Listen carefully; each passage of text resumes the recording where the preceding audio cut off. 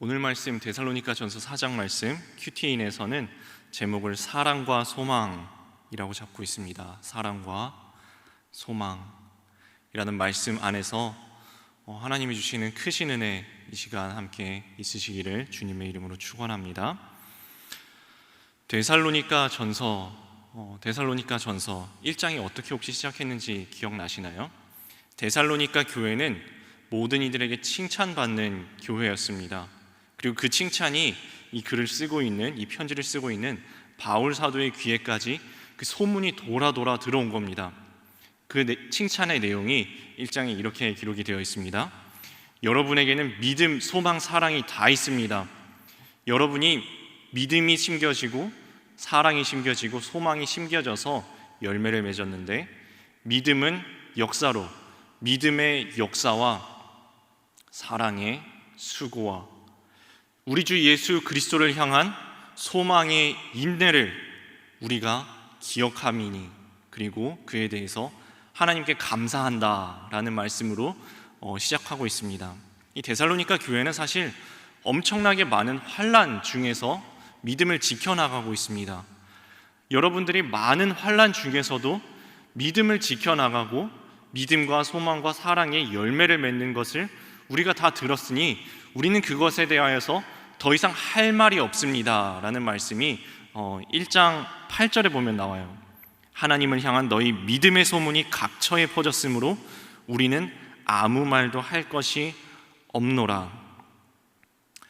그 데살로니가 교회에 대한 오늘 첫 번째 말씀 소제목은 자기 일을 하라라는 말씀입니다.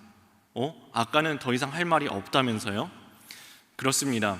바울 사도가 이 데살로니가 교회에 대해서 어떤 부분에 대해서는 여러분들 너무 잘하고 있습니다, 그대로 하십시오, 더욱 그렇게 하십시오, 너무 잘하고 있어서 더 이상 할 말이 없습니다 라고 아까 1장에서 이야기했던 것처럼 4장에서 또다시 할 말이 없다라는 말씀이 나오는데요, 9절 한번 보실까요? 형제 사랑에 관하여는, 조금 더 쉽게 풀어보자면 너무 훌륭하게 잘하고 있습니다. 형제 사랑은, 형제를 사랑하는 부분은 너무 훌륭하게 잘하고 계십니다. 그래서 더 이상 할 말이 없습니다. 이미 하나님의 가르침을 받아서 사랑하고 있으니, 10절, 이미 잘하고 있으니 앞으로도 계속 그렇게 하고 더욱 그렇게 하십시오. 형제의 사랑에 관해서는 더 이상 할 말이 없다는 겁니다. 근데 11절, 12절 보면 뭔가를 이야기를 하는 부분이 있습니다. 그러면 이게 두 개가 대비가 되잖아요. 이 부분은 내가 할 말 없이 너무 잘하고 있는데 이 부분은 조금 할 말이 있습니다 라는 이야기는, 이 부분은 잘하고 있는데 이쪽 부분은 조금 부족함이 있다라는 말씀이겠죠. 그 부분이 어떤 부분이냐 하면은 11절 보면은 조용히 자기 일을 하라, 너희 손으로 일하기를 힘쓰라 라고 기록하고 있는 걸로 봐서는 데살로니가 교회의 사람들이 조금 부족한 점이 있었다면 자기 손으로 힘써 근면 성실하게 일하는 부분에서는 조금 부족함이 있었나 보다라고 우리가 추정할 수 있습니다. 그것이 12절에서 조금 더 확실하게 되는데요, 12절에 보면 이렇게 말씀합니다. 외인에 대하여 단정히 행하고 궁핍함이 없게 하라. 자, 이거 이런 말씀으로 해석할 수 있습니다. 여러분, 각자의 삶의 자리에서 근면 성실하게 일하십시오.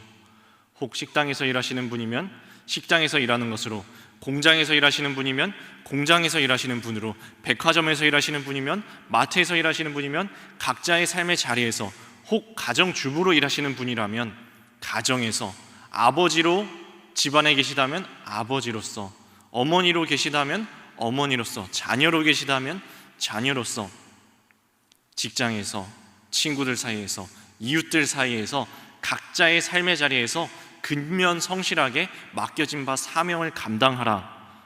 손과 발이 가는 적용으로 하라라는 말씀. 특별히 외인에 대하여서 단정히 행하고 궁핍함이 없게 하라라는 말씀은요, 각자 열심히 일해서 외부 사람들에게 패끼치지 말라는 겁니다. 내가 교회 와서 새벽 예배 드리고 수요 예배 드리고 속회 예배 드리고 금요 예배 드리고 주일에도 예배 드리고 하느라고 가정을 소홀히 하고 일터를 소홀히 한다면, 그래서 외부 사람들에게 폐를 끼친다면 그게 말이 되겠습니까? 라는 말씀입니다. 그리고 궁핍함이 없게 하라 라는 말씀은 우리가 어떤 사정이 있어서 가난해질 수는 있습니다. 병이 들거나 혹 가정에 가족 구성원 중에 누구에게 어떤 특별한 사정이 있어서 가난해질 수는 있습니다. 그러나 그리스도인들이 게을러서 궁핍해지는 것은 안 된다라는 말씀입니다. 이 데살로니가 교회에게 보내는 편지가 데살로니가 전서가 있고 후서가 있죠. 데살로니가 후서에 보면은 우리에게 유명한 이런 말씀도 기록이 되어 있습니다. 누구든지 일하기 싫거든 먹지도 말라라는 말씀이 데살로니가 후서에 기록이 되어 있어요. 이런 것으로 봐서는 확실히 데살로니가 교회에는 조금 부족한 점이 있다면 근면 성실하여서 각자 자기 자리에서 열심히 일하는 부분이 조금 부족했기 때문에 바울 사도가 이런 권면을 하고 있구나라고 우리가 이해하실 수 있겠습니다. 적용 질문 드립니다. 주의 일에 힘쓴다고 하면서 오늘 내가 해야 할 일상의 일을 소홀히 하지는 않습니까? 주의 일이 힘쓴다고 내가 해야 할 일상의 일을 소홀히 하지는 않습니까? 라는 질문. 오늘 이 말씀 앞에서 또 저는 죄인된 제가 또 무릎 꿇는 시간을 100% 죄인된 제가 무릎 꿇는 시간을 또 한번 가져보았습니다. 오늘 월요일이니까 그저께 일이겠네요. 토요일에 교회에 장례가 있었습니다. 그리고 토요일 바로 다음 날인 주일에는 새가족 환영회가 있었어요. 그러니까 교회가 바빴겠죠. 바빴습니다. 당연히 평소에 돌아가는 예배, 1부 예배, 2부 예배, 청년부 예배, 중고등부 예배 그대로 다 가고, 특별하게 어떤 행사가 있으면 바빠집니다. 이제 막 분주하게 다니다가 장례식에 가야 되잖아요. 그러니까 집에 제가 옷을 장례식 옷으로 갈아입으러 갔습니다. 저만 바쁜가요? 제가 바쁘다는 얘기는 제가 집안일을 안 했다는 얘기거든요. 제가 집안에서 맡고 있는 역할들이 있습니다. 여기 보면은 오늘 일상의 역할을 소홀히 하지 않습니까? 라고 물어봤는데, 제가 집에서 맡은 역할이 몇 가지가 있어요. 요리는 제가 못해요. 제가 요리는 해봤는데 이거는 전 못하겠더라고요. 그래서 요리를 하면은 귀한 식재료를 제가 다 망쳐놓기 때문에 저는 손질만 합니다. 무 다 깎고 감자 깎고 썰고 하면은 제가 해보기 전에는 몰랐거든요. 엄마가 다 해주실 때는 몰랐는데 왜 이렇게 껍데기가 많이 나오는 거예요? 껍질을 하면은 엄청나게 수북하게 쌓여요. 그러면 버려야 되잖아요. 당장 버리기에는 이게 좀 쌓아서 모아서 버려야 되니까 저희 집은 이걸 얼려놓습니다.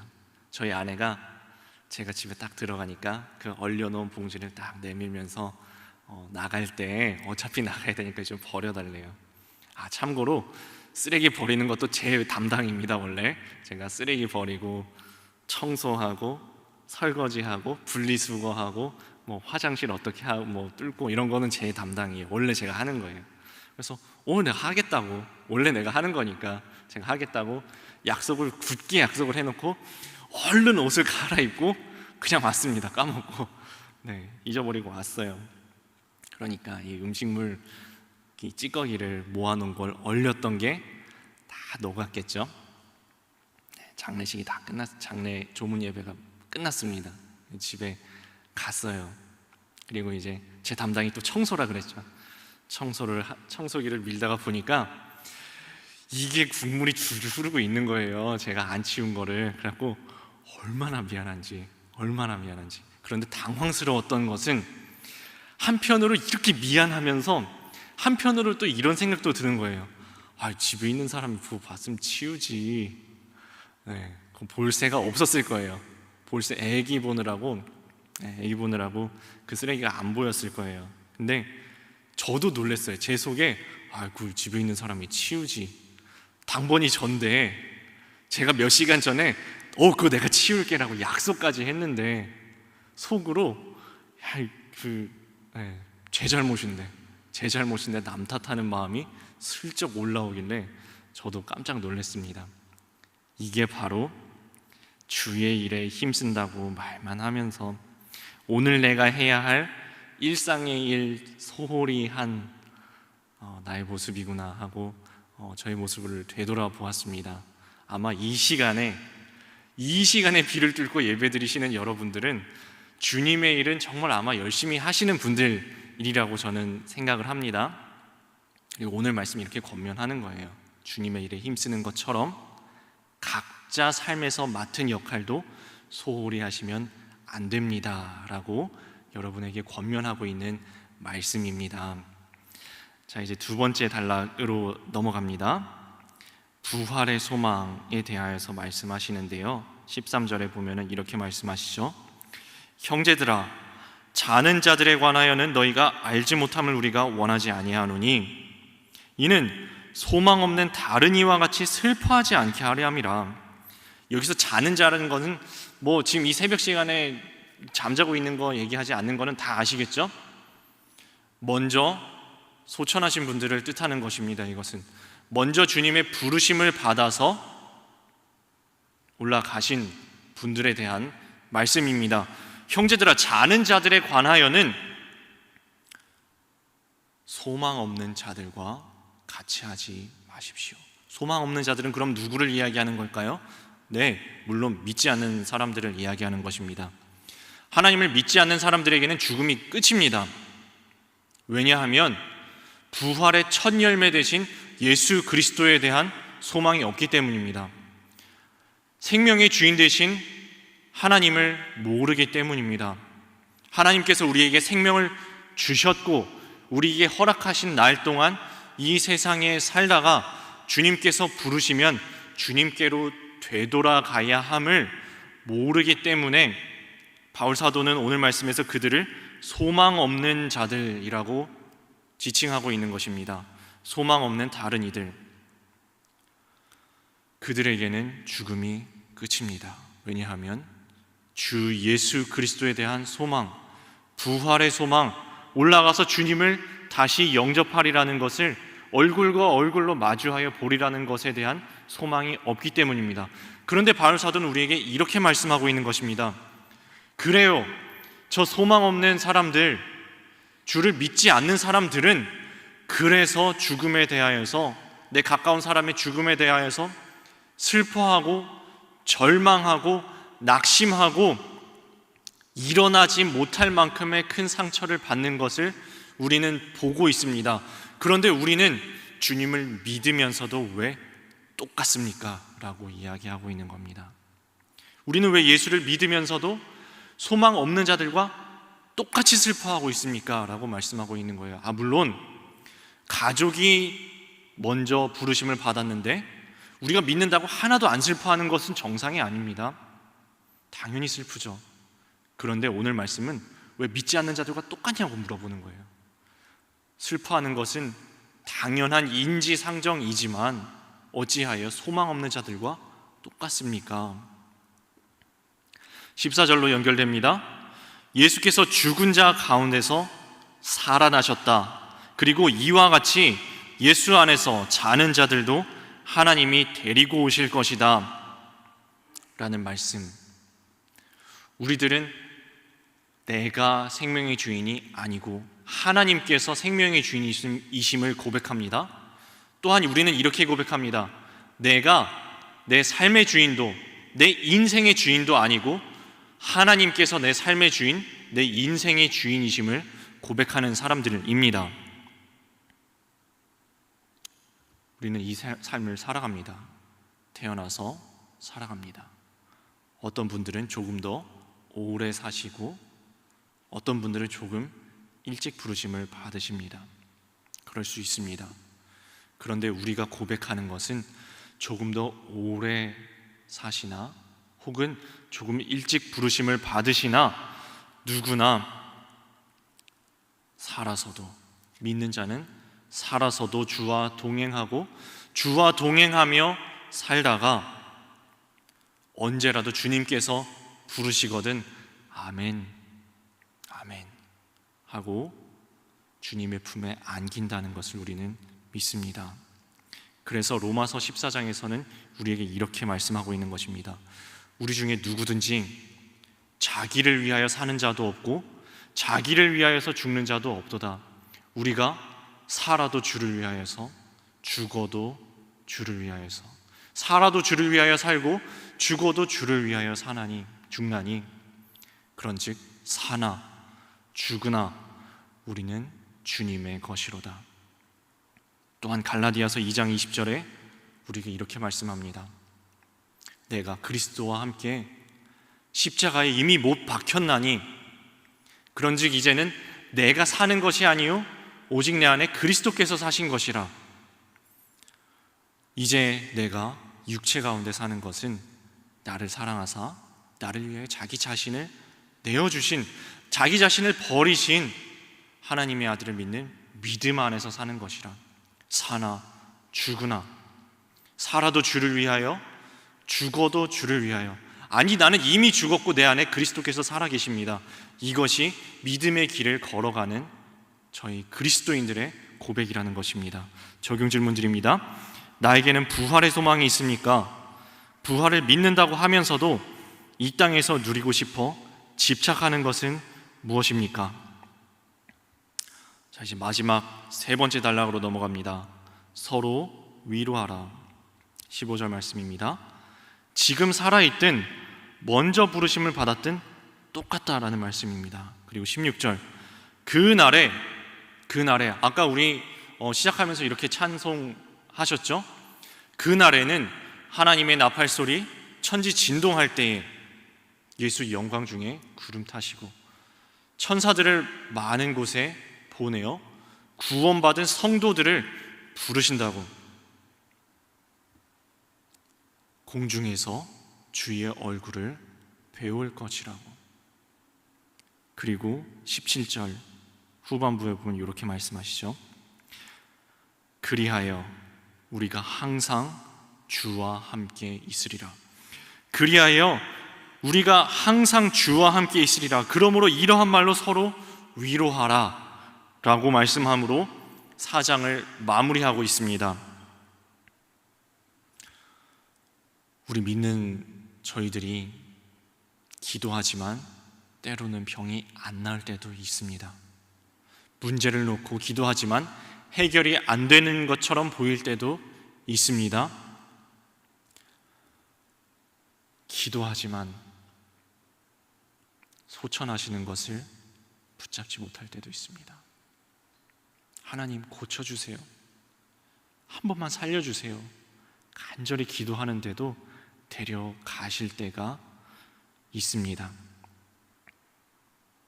하지만 우리는 이렇게 믿습니다. 우리의 믿음은 혹 일찍 부르심을 받든지 혹 늦게 부르심을 받든지 그와 상관없이 결국은 생명의 주인 되신 하나님께서 다시 살리시리라는 것을 우리는 믿습니다. 또한 우리는 믿습니다. 우리가 다시 만나리라는 것을 믿습니다. 이러한 말로 서로를 위로하시기 바랍니다. 적용 질문 드립니다.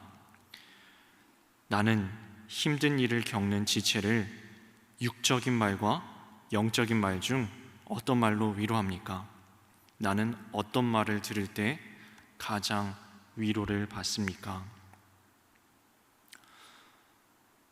우리 삶과 죽음에 대하여서, 그리고 부활에 대하여서, 소망에 대하여서 우리 믿는 자들이 인생을 살아가면서 또한 먼저 부르심을 받으시는 분들을 바라보면서 어떤 소망을 품고 어떻게 서로 위로해야 하는지를 이야기함으로 오늘 데살로니가전서 4장을 마무리하였는데요.